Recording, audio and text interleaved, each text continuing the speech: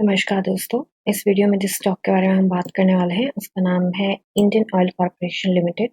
इस स्टॉक जिसको हम आईओसी के नाम से जानते हैं, ये स्टॉक 169 के प्राइस पे ट्रेड कर रहा है। मार्केट में आज इसने 4.47% का डाउनवर्ड दिया है।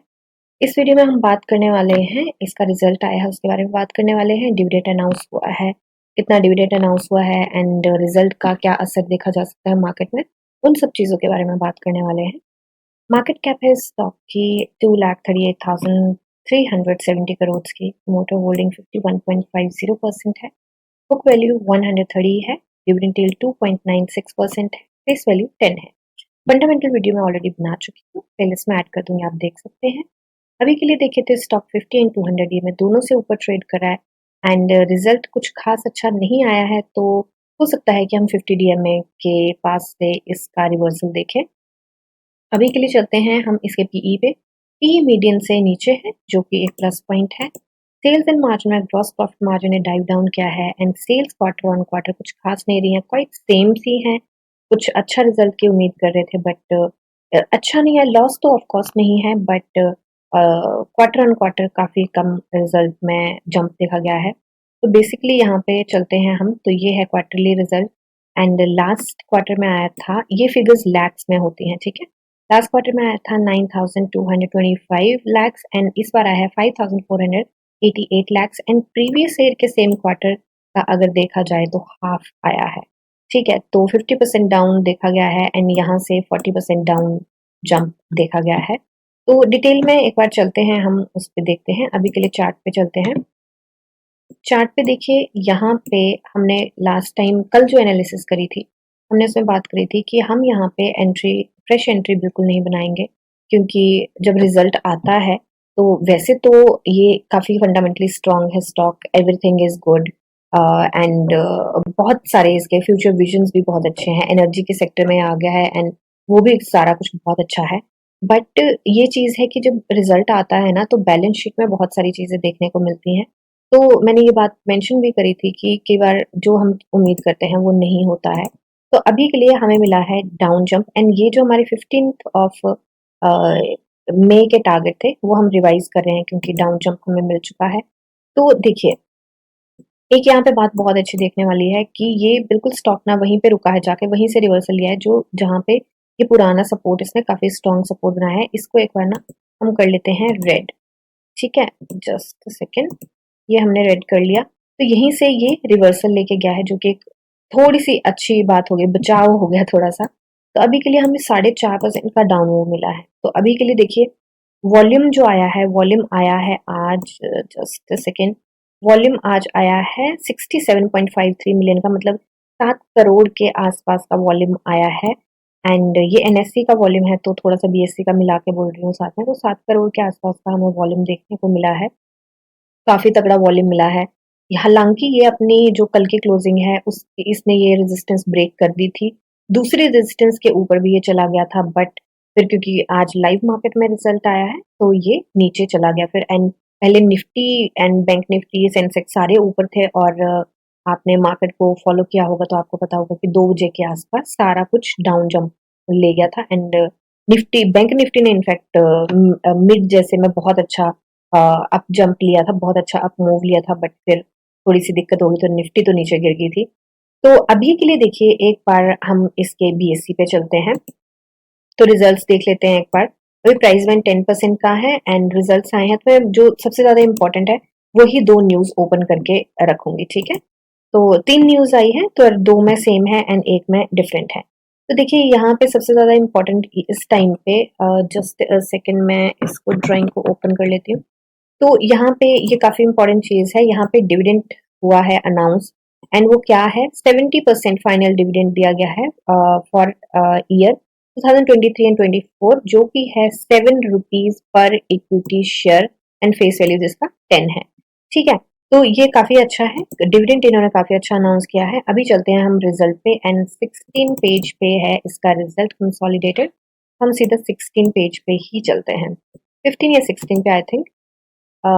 ओके, तो 16 पेज पे, जस्ट सेकंड, 17 देख लें, 15 पे है आई थिंक।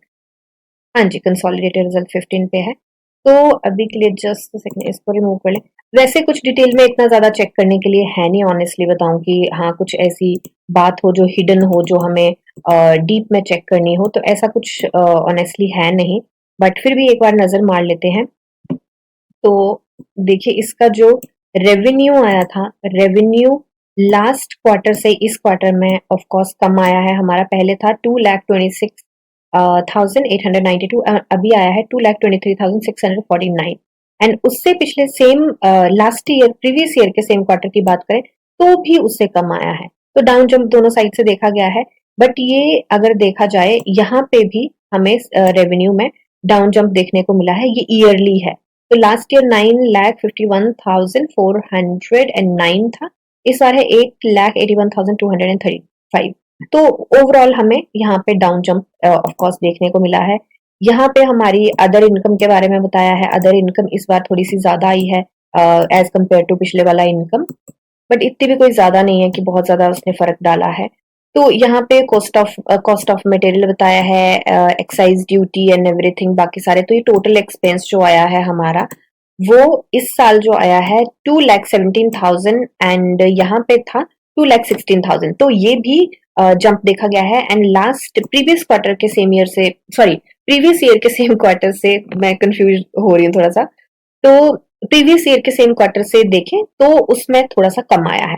ठीक है, तो यहाँ पे चलते हैं अब नेट प्रॉफिट के ऊपर कि नेट प्रॉफिट लॉस हमारा कितना रहा है इस पीरियड को लेके। तो नेट प्रॉफिट और लॉस हमारा रहा है, यहाँ पे दिया है। तो ये रहा है हमारा नेट प्रॉफिट और loss for the period 5,487 and last year था, लास्ट क्वार्टर में था 9,224 एंड प्रीवियस ईयर के सेम क्वार्टर में था 10,841। तो प्रीवियस ईयर के इसमें देखा गया है 50% के आसपास का जंप, डाउन जंप देखा गया है। ठीक है, डाउन जंप देखा गया है। एंड यहाँ पे देखा गया है 40% के आसपास का डाउन जंप। तो ये बहुत बड़ा डाउन जंप होता है, बहुत ज्यादा बड़ा डाउन जंप होता है। तो बट ये एक अच्छी बात है कि यहाँ पे ना कोई ये नहीं है कि लॉस हुआ है, पॉजिटिव है सारी चीजें, प्रॉफिट ही हुआ है, बस प्रॉफिट थोड़ा सा कम हुआ है।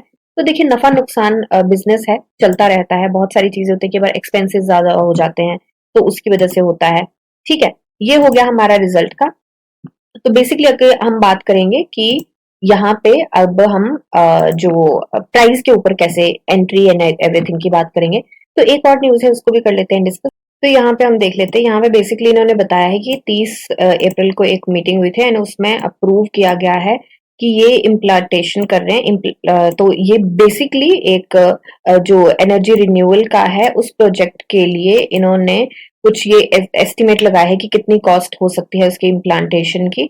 तो वो है 5,215 करोड़ की। एंड सेकंड में है कि उसमें से जो ये 5,215 करोड़ की है उसके लिए 1,303.75 करोड़ की इक्विटी को अप्रूव कर दिया गया है। ठीक है, तो इसके बारे में आप बीएससी पे भी पढ़ सकते हैं डिटेल में, जो भी है वैसे न्यूज इतनी सी है, आगे ऑफ कोर्स कोई ना कोई न्यूज आती रहेगी तो हमें डिटेल में पता चलता रहेगा। तो अभी के लिए चलते हैं इसके चार्ट पे। देखिए रिजल्ट की न्यूज तो नहीं आई है कुछ खास, एंड दूसरे प्रोजेक्ट की इम्प्लांटेशन की न्यूज है।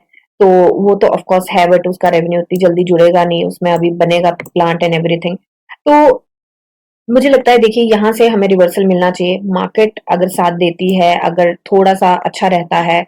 कल छुट्टी है, कल है 1 मई एंड महाराष्ट्र डे है, तो कल छुट्टी है। एंड परसों वेनेसडे की छुट्टी है, थर्सडे को मार्केट ओपन होगी, थर्सडे एंड फ्राइडे है हमारे पास।